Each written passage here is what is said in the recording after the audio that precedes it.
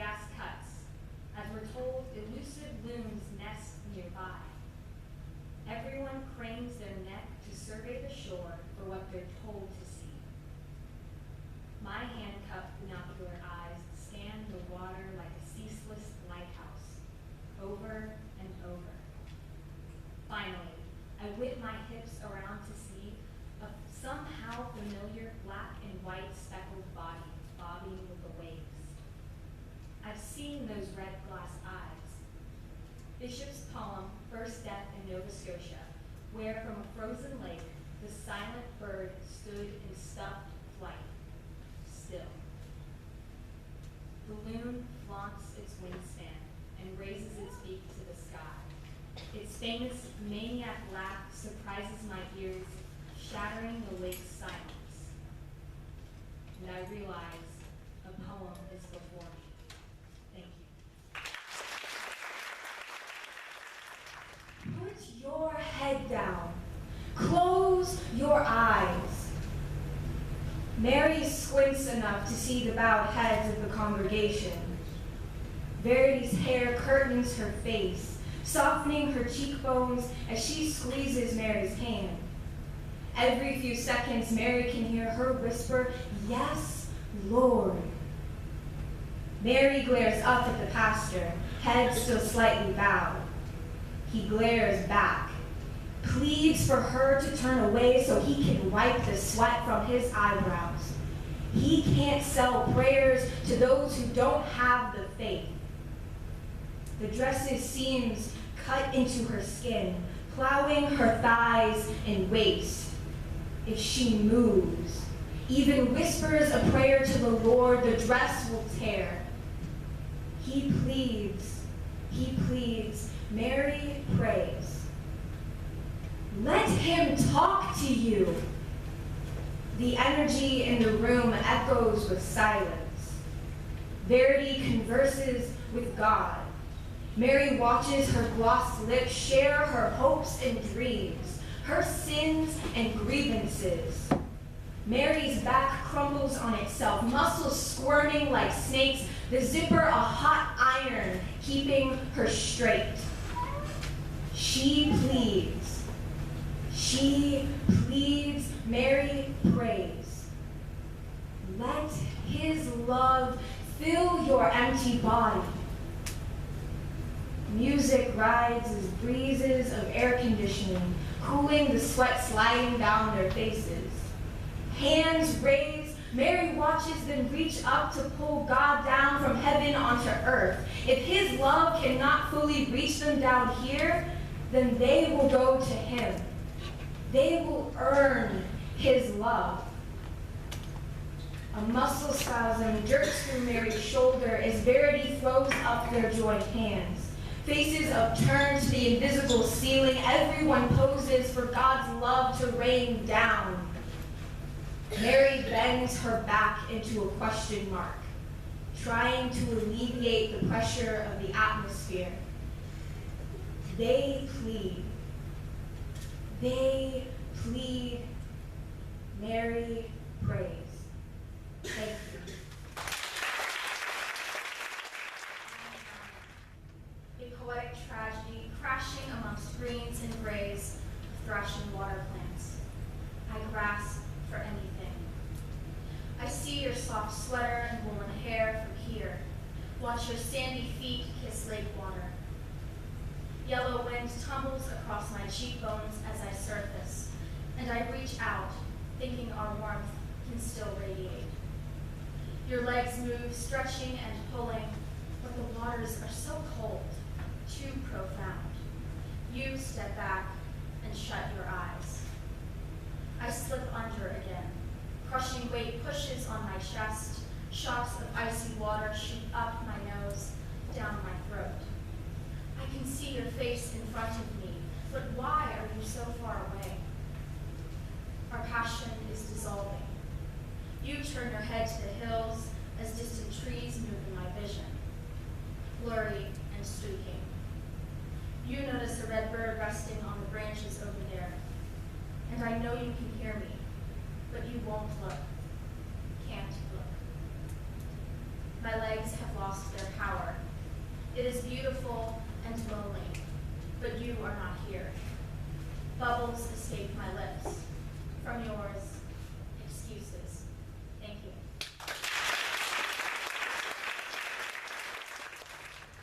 She came first, and the hands of the exit must have thought too much about death hanging on their fingertips when she saw her. It was a very dim light that didn't circle around on the outside, spooning its way inside the flesh. It was pulling. It was pulling Miriam away slowly. She comes out first. I hold on to her, but she goes to light fast. The place is soft and dark and good. Breathing in and out hurts. You'd think that they would be doing the same thing in the same space, or have two different moms with two separate cords. Mom had finally decided to take hold of them, massage their heads, count the bruises. 1, 2, 3. It was a word you could play with. Craniopagus parasiticus. It was stuck to the top of the doctor's mouth and Mama's mouth. Mom would gently toss it around when the doctor pointed at Miriam and her sister. They were wrapped in white gauze, barely breathing. It was a breath of opening up again to the language and breath of words smaller than the white tips of Ophelia's on peeling walls. Miriam's sister was still moving, maybe a little that day, a little less the next. She was drinking, and the water went in like the tube they just said goodbye to yesterday. I don't want her to be so full and grow away from me. She can see everything outside the box, just past with her eyes but not her body. Miriam's crying, perhaps because her heart is working so hard, or maybe because she has a bigger brain than her sister. But her sister does the thinking, as she moves about with nothing but her stomach and her head. Mama would cringe whenever she did that. Mom was holding them up, counting the days under her breath. In the same breath, our apologies. Miriam, I'm so sorry. We'll have to do it tomorrow. Miriam twitched when the doctor said that. Mama smiled for the first time since she saw me come out head first. She turned her head side to side, uncovered the blanket, and kissed Miriam on the forehead without counting the days. Imagine if Miriam's sister had thought as much as her, or had hands like hers to reach the space between Mama's eyes that had flooded in insurmountable drops of thoughts. I need, Mama. I need. Thank you. When I was 5, I fell out of the car when my mother slammed on the brakes. She was avoiding being noticed by a cop and told me, if he comes over here, cry and say you have to go to the bathroom. That was before I tumbled out on gray cement. A piece of my tooth still lies somewhere on the interstate. My brother was born in the middle of the night, my bed sheets being taken for him to use as blankets. I rocked him gently through his sobs, my mother hollering, sticking him in a playpen, with no shoes and an empty bottle. Ex-boyfriend number 4 littered beer bottle glass on the patio, causing cuts and welts on my ankles. He yells at me to bring him another round, and I do, through walls of cigarette dust and liquor. I put a glass in his slimy hand.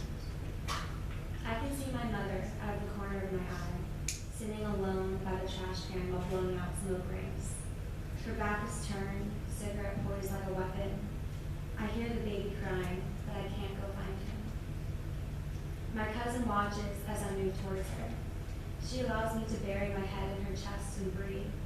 She's smaller than me, but she whispers, holds my chin while running nails through my hair.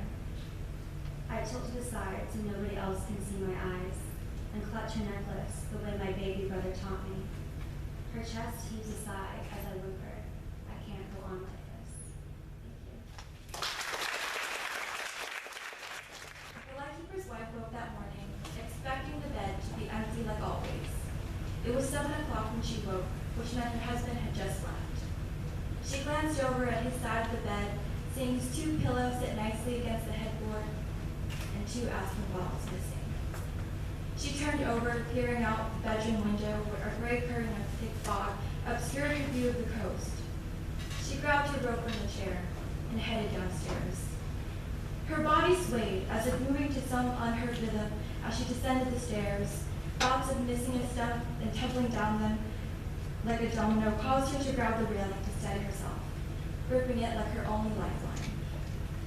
While she sat at the breakfast table pouring her husband's coffee, her head snapped to the front door, then to the window, feeling unseen eyes peering over her shoulder. The bells chiming on the buoys outside echoed faintly through the house, but she swore she could hear rocks crunching under rubber boots and keys jingling in the keyhole. The couple's mornings went like clockwork. When she finished the breakfast, he came through the front door. The clock over the mantel read 11 o'clock. She peered out the kitchen window, pressing her forehead against the glass so she had a better view at the top of the lighthouse. That light could be seen for miles, but all she saw was the building shadow that loomed over the house like a gray storm cloud. Water stains left brown and rusted streaks on the gray granite that reminded her of the sunspots on her cheeks, both signs of old age. She took one last glance at the tall building and saw a faint light appear and disappear, as if batting an eye at the sun. It reminded her of a child, looking up innocently at his parent, seeing no fault in his wrongdoings. She pushed back her chair with a nervous heart, dashing towards the front door, leaving the breakfast behind at the table, in front of 2 empty seats. Thank you.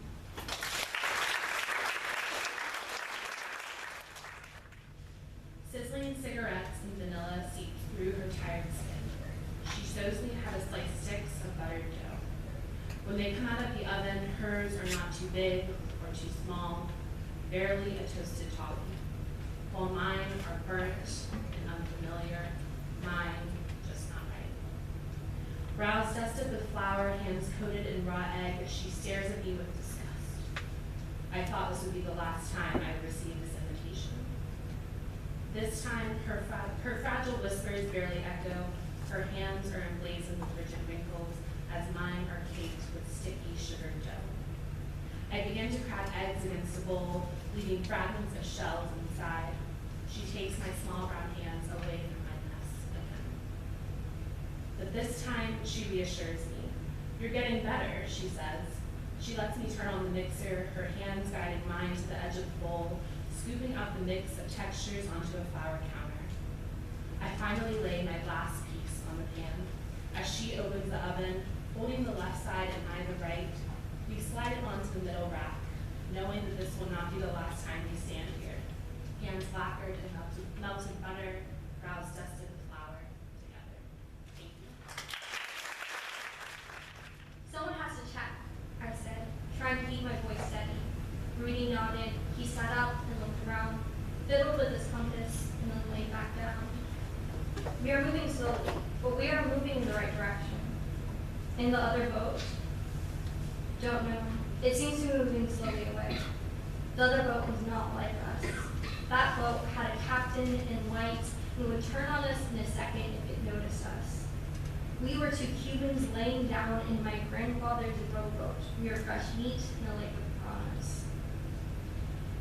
In the dark, Rudy and I whispered to each other.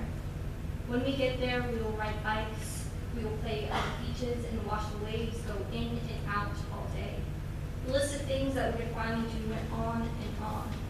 The conversation changed, moving to him. We made jokes about Castro's beard, the cigar that he always held in his hand, and the way his face fell along with the Union. Our laughter came out in hysterical bubbles, pulled at the muscles of my stomach, and reminded me of how long we have to go. Did not ease the ride, but made me more nervous. As we moved, I watched the clouds roll by, the moon lower, and the sun rise. I imagined the other boat moving away and where it might be now, stopping another boat with a different set of siblings. I felt my skin peeling away. So I finally sat up, muscles stiff, hair tangled, made sure the coast was clear, and leaned over the edge, dipping my hands into the water. I scrubbed at my face, hoping that it would finally be enough salt to clean our wounds. Thank you. I sprinted into room 316 in my scrubs and white coat. Strands of hair plastered to my slick forehead. my stethoscope waiting on top of my coat. I hear the small blonde boy coiling and crying. As I check his pupils for normal dilation, witnessing his skin starting to turn pale, the beacon flattens to a long, high-pitched siren. I grab the defibrillator, waiting for the charge to build. Clear. The boy's chest pops up. 3. The siren still on. 2. I wouldn't let him die. Clear. The boy's chest jumps off the crisp white sheets again. The monitor begins to beat to each heartbeat. I check the boy's heart for a brief moment. The whoosh of the air releases steady breaths. His new heart was not the first to falter, but his heart used to be my son's. Thank you. Amber shot us a look, saying, "Let's do something exciting." Carson glared at her challengingly as I fixed my eyes down to the grass. Jimmy jumped up from his seated position, asking, "Like what, Amber?" "Let's sneak over to Miss Janet's house and see what she's got hiding in her backyard." Jimmy's eyes twinkled with excitement, screaming, "Let's go!" They jumped up and rushed across the street while I dragged behind them. Huddled in the middle of Miss Janet's driveway, we planned our attack. Pulling nervously on my ponytail, Amber hashed out the details before I could understand the entire plan. We were standing in Miss Janet's back gate. Lined in a row, we gaped at the solid wood frame that towered at least 8 feet high above us. Amber reached out, grasping the rusting lock and squeezing as we watched silently. Shaking her head while placing her hands on her hips, Amber took a step back. We stared at the gate like a math problem, so Jimmy said, "What if someone climbs to the other side like one of those spy movies?" We intently studied each other before Carson said, "Who's going to go over?" We all took a step back, examining each other with wide, inquiring eyes. When Amber says, "Why don't we toss Megan over and she can unlock it?" I froze. Amber glared at me as I diverted my eyes. Jimmy slapped my arm, saying, "Come on, Megan, do it." Nodding slowly, Carson grabbed one leg while Jimmy grabbed the other as Amber pushed at my upper body. Soaring over the fence, I landed face first, examining the yard as I sat up, spitting out specks of dirt. The whole lawn had been plowed, and brown soil covered the yard in uneven strokes. The hot afternoon sun poked out in the far corner of the yard, where large green stalks shot up out of the earth and leaned against the fence for support. Large bulbs sprouted on top of the stalks that looked like stuffed potatoes that would burst at any moment. My name was being called from the other side of the fence. A voice, probably Amber, said, "Undo the gate and let us in." Turning back to the gate, I yanked at the latch. It didn't budge. I pulled harder as the black muddle cut into my hand. Shaking the sturdy frame of the gate, Amber called out, "She's home, run." "Who?" I questioned. "Janet's home, get out, Megan," Jimmy screamed. I dug my nails into the wood, hoping to look myself over. But the worn plastic flip-flop slid against the smooth surface of the fence, preventing an escape. Tearing the back door open, I turned around to Miss Janet's wrinkling gray eyes, watching me. We no longer race to her in our mechanical miracles. She is beautiful from a distance, where the pits and craters become mysterious marks. Out of reach, we watch from a distance. She slips through the night, a beacon abandoned. After one small step, one giant leap too far. There was nothing for us in her celestial body, not in all the massive desert and barren hills. She will never glow as bright at your feet, slowly drifting away, inches each year. Taking the tide with her, not in great pounding waves, but in the heavy shrug of the ocean's shoulders. She spilled herself on those waters, but is no longer needed as a silver path, a guiding star to sailors. Centuries of wolves used to echo her an ancient song from the highest cliffs, straining for her distant reliability. But burying boots in her never let her shine so bright again. Most sleep until the sun rises and hides her in its flare. From earth, The last of us watch as she fades from the horizon. And like our ancestors, we hope she'll give us tomorrow. Thank you. A smooth ripping noise tore through Brother, and he blinked as Letter fell into pieces onto the floor. Mother ignored his hard gaze as she rose from the love seat. Round curves seemed to swell as she moved toward the kitchen. He followed her, long legs propelling him forward. He slammed to a stop as he watched steady hands turn on the faucet, running soap into the peeling sink. She only washed dishes when frustration begged for release. Mother, do you want something to eat? Aren't you? You've grown into such a fine young man, but you need more meat on your bones. Let me make you some pasta for you. You like baked ziti, right? No, Mother, that was nobody. Right. You like ravioli. Sit at the table. Let me make you some. Mother, we have to talk about her. I don't know who you mean. Now, sit down. Brother stood at the cold and collected woman in front of him. Puzzle pieces began to swim together and click like magnets. She couldn't contain all the attention and need from either one of them. Those quiet nights over the years scraped her every breath until there was nothing left. Mother's attention ate at her skin until there was no shelter to be had from the outside world. Lungs finally filled to their full capacity. I forgive you, and I'm sorry. Mother felt a shift in the air and turned to face her son. His light eyes moved around the kitchen, his lips turning down when they finally landed on her. His head shook slightly, and the footsteps hitting the wood of the hallway echoed in the back of her skull. Shoulders crept to the ears as small feet followed his path. At the doorway, clothes flew in a whirlwind of tosses and flicks of the wrist. Son, what are you doing? Leaving. Why? You just got here. I thought we could talk. How's your job at the bookstore going? Mother, he turned. I haven't worked at that blasted bookstore in 5 years. The throat moved up and down, haltingly over a lump. Well, we can talk about Sister's death. The smooth and open face closed like shutters. Dark eyes dulled to flint, and crimson lips formed the ugly words. What sister? Thank you. Wear your mother's dress, and it is the closest she's been in days. Faded denim urges your shoulders straight, yet it drags across the earth, unable to decide. Between white sand or black dirt, it left us this dusty gray sediment. The blooms of spring have long seeded, leaving a vibrant, though doomed green to my left and the intercoastal to your right. Opaqued at low tide and yet a startling blue, I feel at the back of my eyes as you step deeper into the water. It turns murky in your wake. You tell me love should be free as I fumble for change, hoping the poem in my pocket is enough. You tell me the water is fresh as you reach for my saltstone palms, leading me deeper and deeper, and I can't remember if I even know how to swim.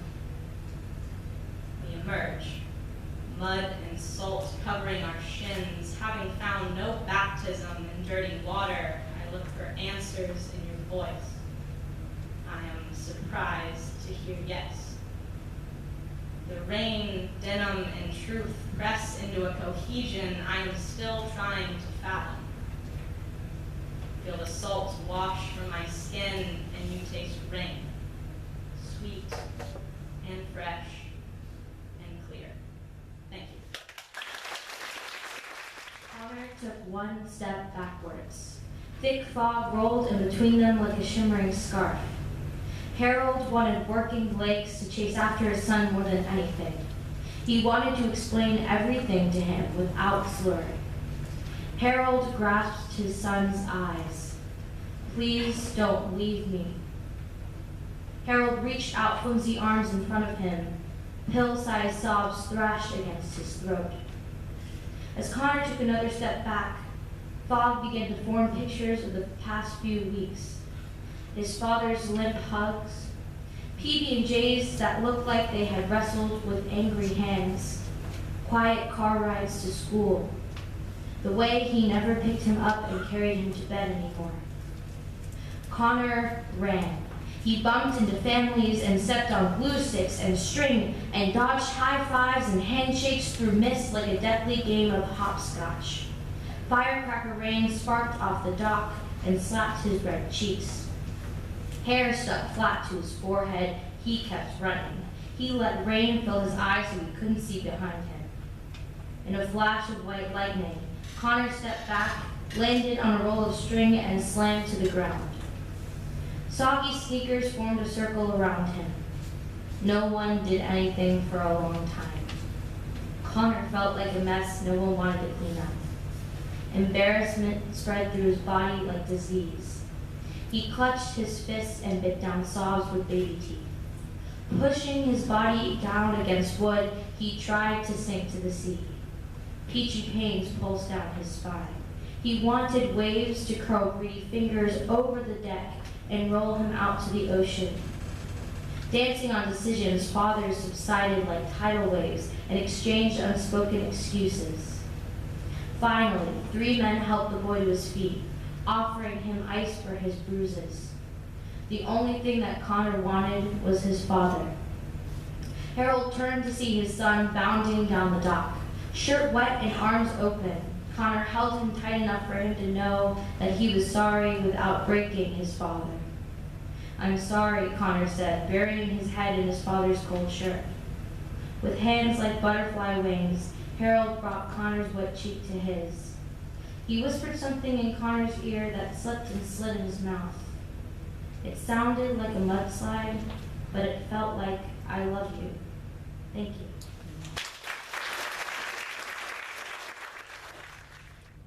Every night before bed, you scrape your lover from your insides. Past your lips, past your throat, past your salt-laced heart into your gut, and you pull until it gives, and there he is, a cold stone on your palm, cracked by teeth marks. He sings, "Here are the snakes inside you, every rue and columbine that ever brushed your lungs, your mother's reddest beeswax, my blessed pomegranate seeds, how deep they burrow, gold-tipped roots clenched around your sparrow hips. See how easy you empty." In your hand, he pulses and laughs, and, hollow girl, you swallow him down again. Wait for that brine smeared on your throat, that silver weight back in your gut. Thank you. It's 2 a.m., and I know you're gone before I can open my eyes and see you, walking lame, blue-toed, warm smile cut cold. Your wide-open ribcage collects ashes from the Bible, burning through your hands until I cannot hold them. I let go of you because the light is finally yours. I wish I could wrap myself in your purple robe and hide from our last memory. Your black-eyed peas and the TV blaring the news break of the century. We watch the Twin Towers suffocate. And as though it's a dream, I watch flaming pieces of you trail away in September wind. Your body, the steel frame, wavering, crumbling, gone. Thank you.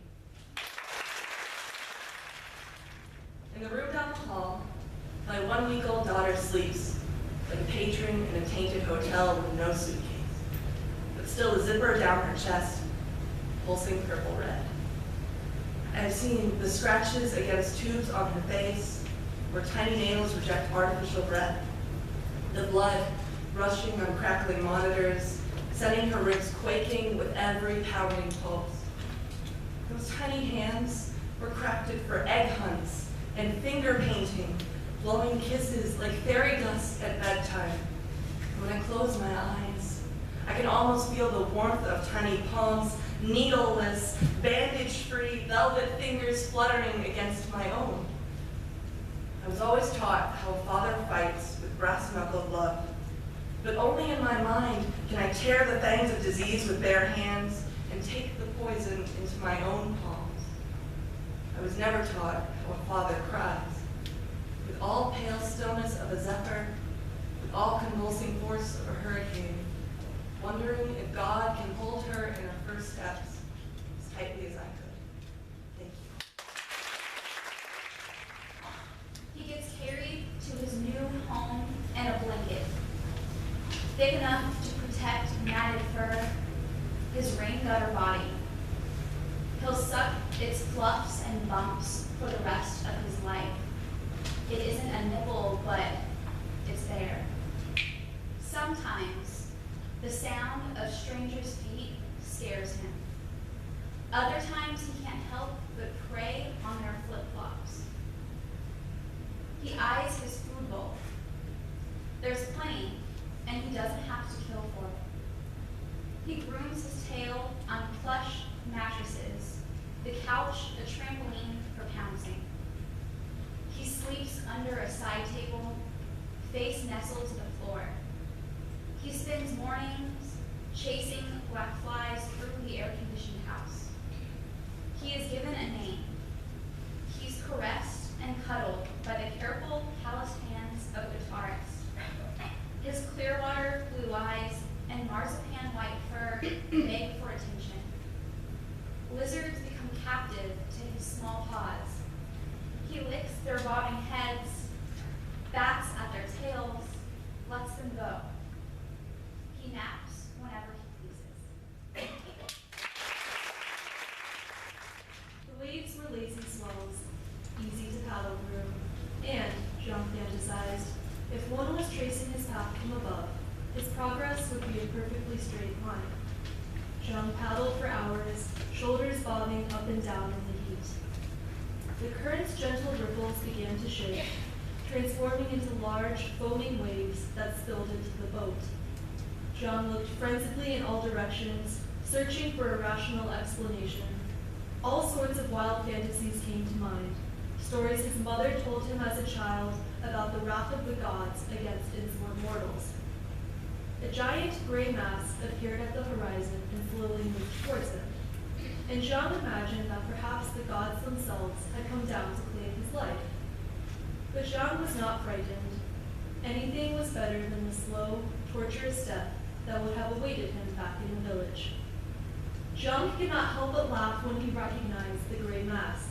It was not a god at all, but a fishing boat, and coming straight towards him. A figure stood at its mast, studying Jean with binoculars.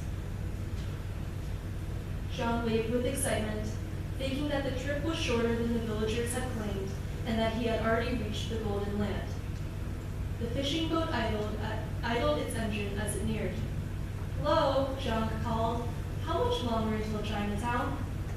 The blurred figure set down its binoculars, staring at Jean before emitting a deep laugh, saying, "Foolish boy, you must be from the village. Even with that paddle boat, you're no more than 15 minutes away from the Chinese shore." And with that, Jean looked behind him, only to find the white sands of the beach beaming within swimming distance. The oars, slick with sweat and tainted by the essence of his village, dropped from his hands and into the sea. Thank you. August 2011. We met at the teeter-totter in the park by your house. I stared up at you, your sleep beat vocal cords barely above a whisper, and you demanded I tell you, but my wrists were bloody and my clothes baggy. I could ask you to say. October 2012. Your feet were placed firmly on the dew-covered ground. I couldn't grab your attention away from white that encompassed your knuckles. January 2013. I'm just not important. Everyone would be so relieved if I were dead. Your voice chopped into sobs. I stretched my hand toward you, but you were too far away. I say the words I can't believe myself. Tomorrow will be better. June 2013. I sit on the teeter-totter by your house and watch the children we used to be. Smiling, running, giggling. August 2014. I caught your smile in the reflection of sunlight. I smiled up at you as you told me you could never imagine killing yourself. I covered my bloodstained wrist. Thank you.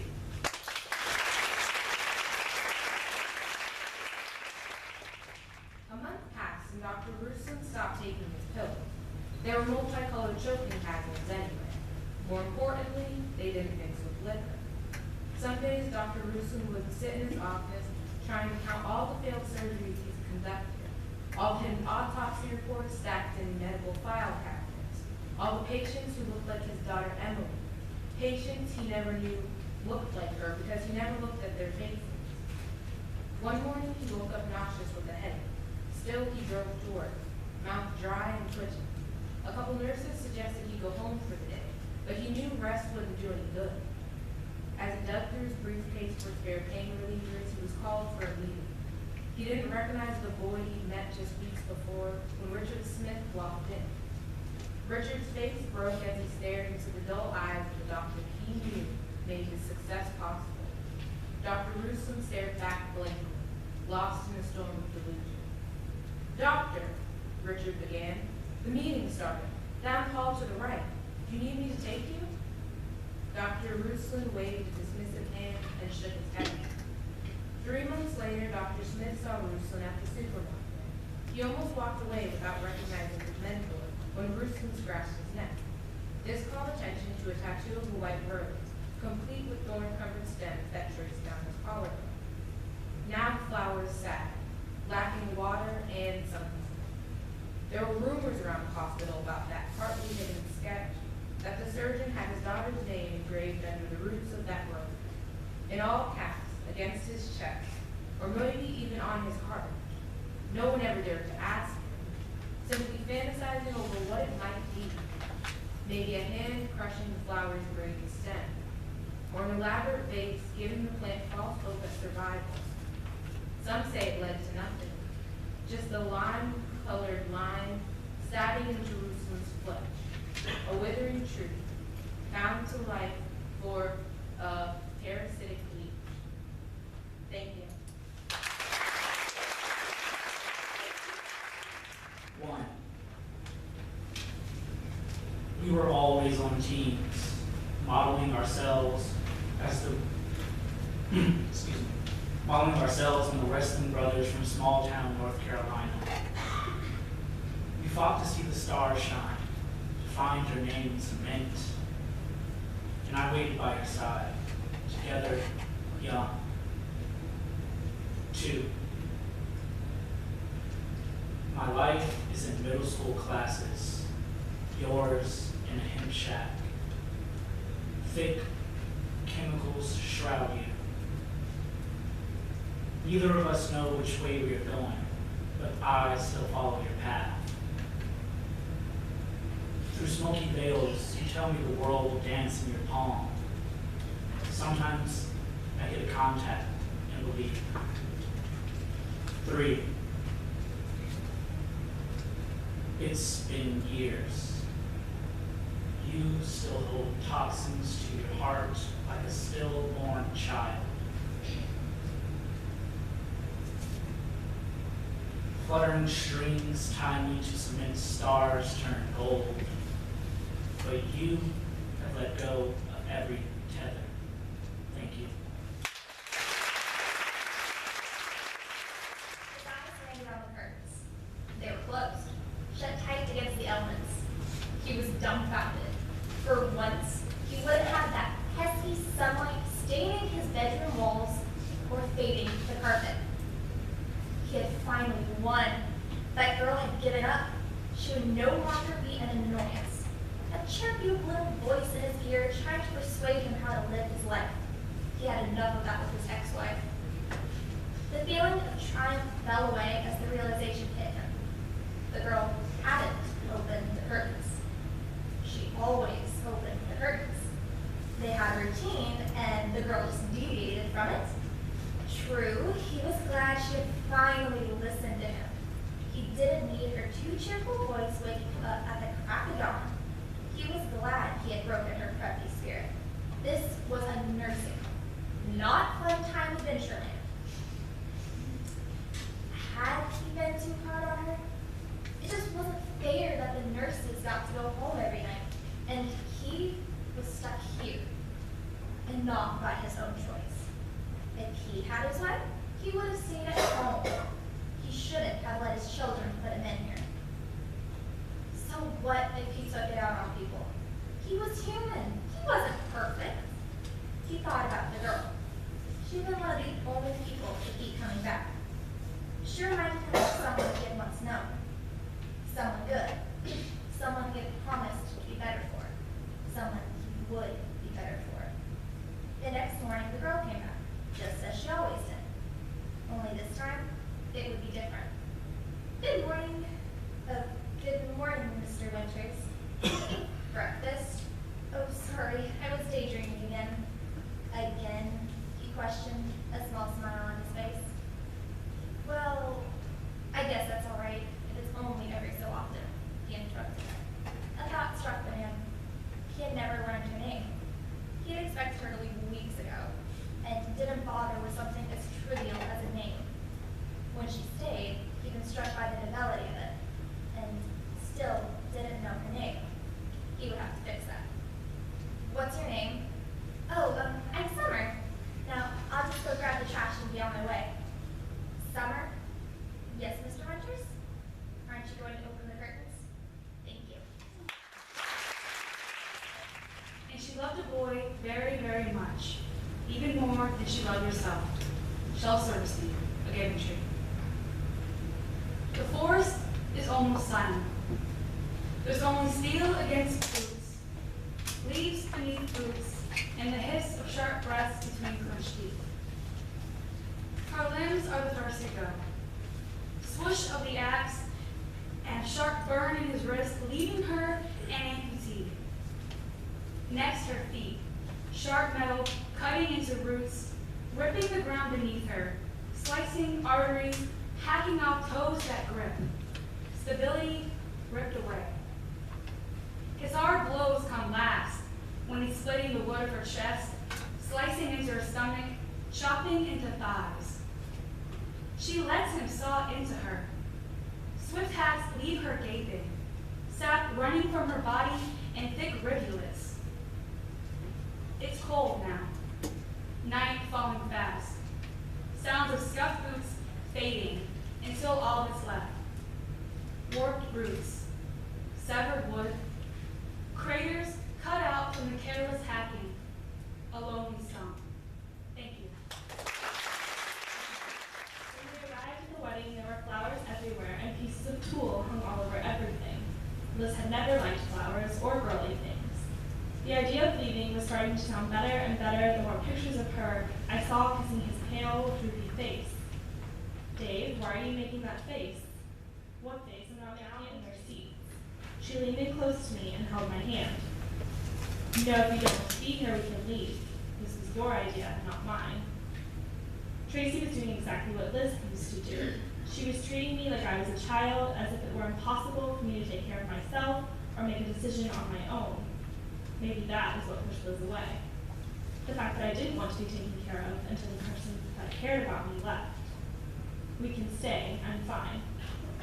I wasn't sure why I said we could stay, because I really didn't want to, and I know she didn't either, but it was almost like I couldn't bring myself to leave. At the reception, Liz walked up and hugged Tracy, not even asking what her name was, and hugged me, whispering and asking how I was doing.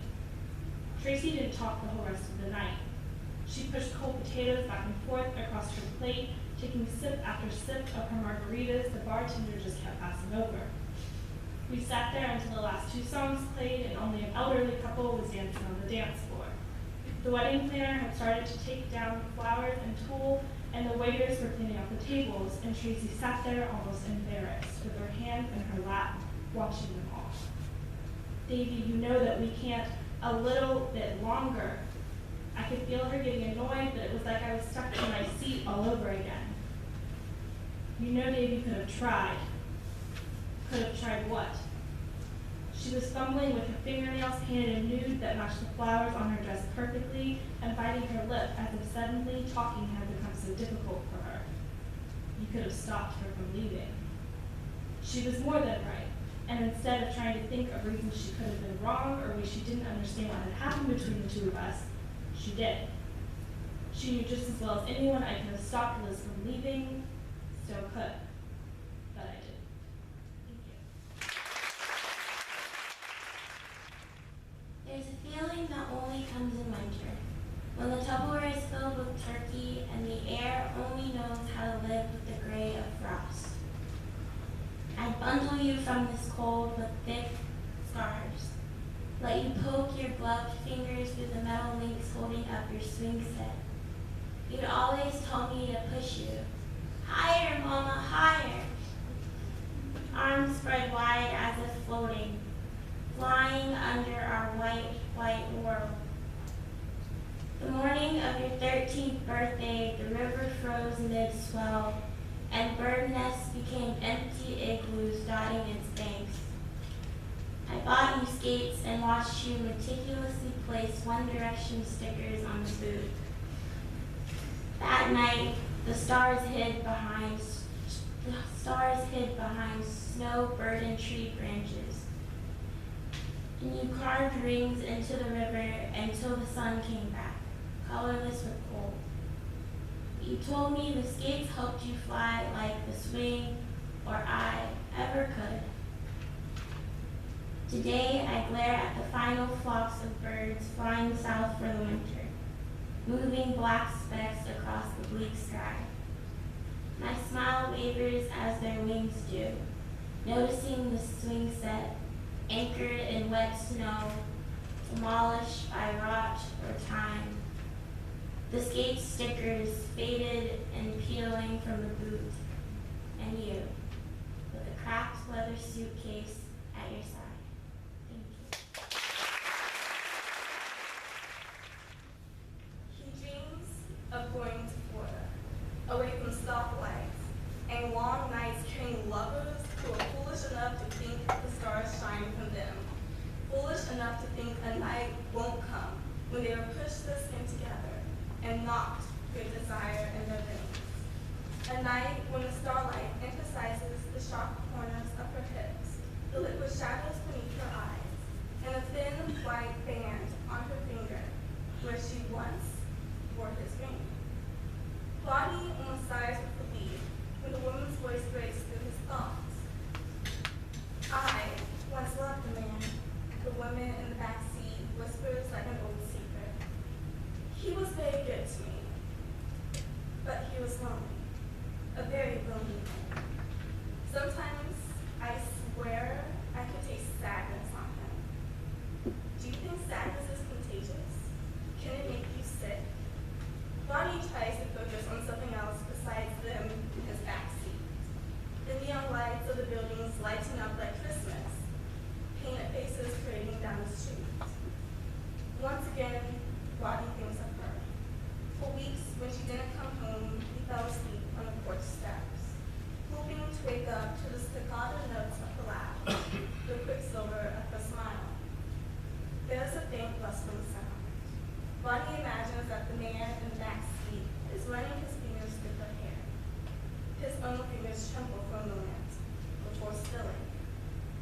Minutes tiptoe past. It is a type of silence that Rodney had grown used to.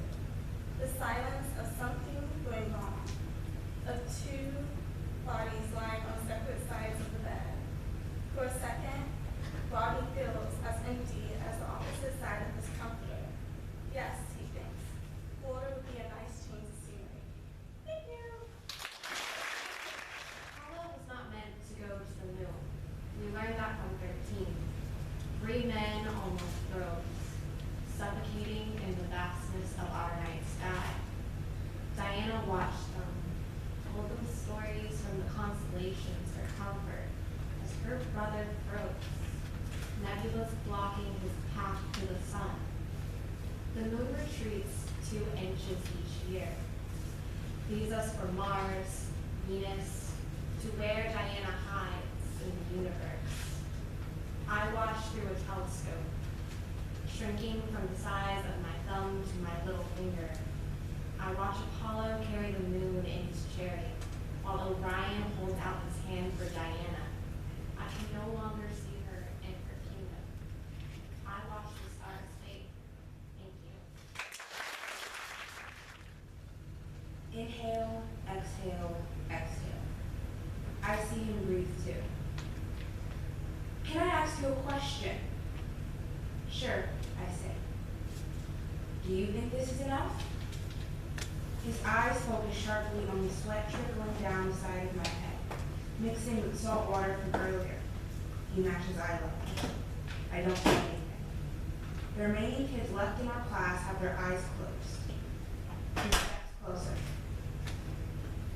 It won't be enough until someone can remember my name, he says. I don't know why, but his face shapes into a soft circle and melds until it's putty in my hands, and the only thing left is his mouth suspended in space. I know your name, I say. I know. But you still don't get it, he says. He stops speaking.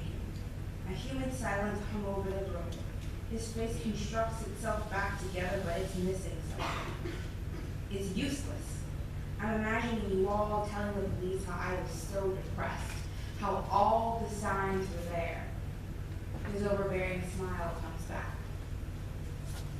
But at least you'll get my name right, says Daniel. The girls in the back corner holding hands watch him. The skaters watch him. I watch him.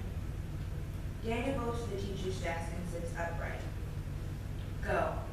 Just go, says Daniel with a side giggle.